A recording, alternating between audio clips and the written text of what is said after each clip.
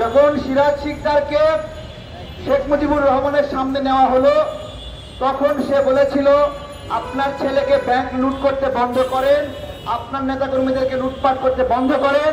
তখন তাকে শেখ মুজিবুর রহমান মারধর করে এবং শেখ কামাল সিরাজ শিকদারের হাতে গুলি করে। তখন 1975 সালে একটা নিউজ বের হয়, সেই নিউজের 1975 সালে একটা নিউজ বের হয়, সেই নিউজের কথা ছিল শেখ মুজিবুর রহমানের চেষ্টা এবং সাফল্যের কারণে ৭৪-এর দুর্ভিক্ষে মাত্র ৭০,০০০ মানুষ মারা গেছে।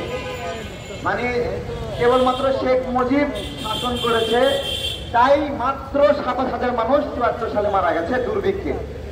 চিন্তা করতে পারেন, অর্থাৎ ওই সময়ের গণমাধ্যমগুলো কতটুকু বাধ্যগত ছিল যে একটা ব্যর্থতাকেও সফলতা হিসেবে দেখাতে হয়েছে।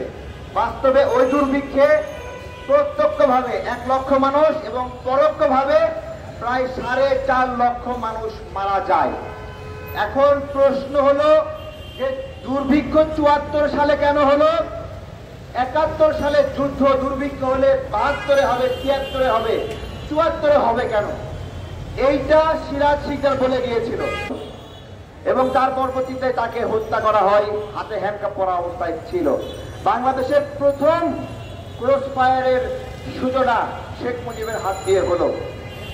এই সময় আরো প্রায় ৩২,০০০ নেতাকর্মীকে হত্যা করা হয় এবং আইন করে সেই হত্যার বিচার পাবে না ওই পরিবারগুলো, সেটা নিশ্চিত করা হয় যে এই পরিবারগুলো কোনো বিচার পাবে না এবং এই হত্যা শেখ মুজিব সরল বিশ্বাসে করেছে বলে ধরে নেওয়া হবে। এরকম একটা বর্বর সময়ে পেরেছি। তাহলে শেখ মুজিব মারা যাওয়ার পরে কেন মিষ্টি বিতরণ করলো, কেন নাজাত দিবস পালিত হলো, এটাকে আমরা বুঝতে পারছি। কেন মানুষের মনে কান্না আসলো না, খুশি হলো? মানুষ সত্যি সত্যি মুক্তি পেয়েছিল। সে কারণে আমি আগস্টকে শোকের মাস বলতে চাই না, আগস্টকে বিপ্লবের মাস বলি আমি। এবং এই ২৪-এও জুলাই অভ্যুত্থান না বলে আপনারা আগস্ট অভ্যুত্থান বলবেন, আগস্ট বিপ্লব বলবেন। আগস্ট বিপ্লব হয়েছে আগস্টে। আমি জানি না যে জুলাই অভ্যুত্থান শব্দটা কিভাবে আসলো। জুলাইতে শুরু হয়েছে, কিন্তু মূল বিপ্লবটা যখন আসে সেই সময়টাকে আমরা কি পুরা অক্টোবর, নভেম্বর, সেপ্টেম্বর মিলাইয়ে বলি বিজয় দিবস? আমরা বিজয় দিবস কবে বলি? ডিসেম্বর মাসে, তাই না? ঠিক একইভাবে আমাদের বিজয় হয়েছে আগস্ট মাসে। এই বিপ্লব হলো আগস্ট বিপ্লব। এবং আজকে যেই ছবি সরানোর কথা বলছি, যুক্তি কি?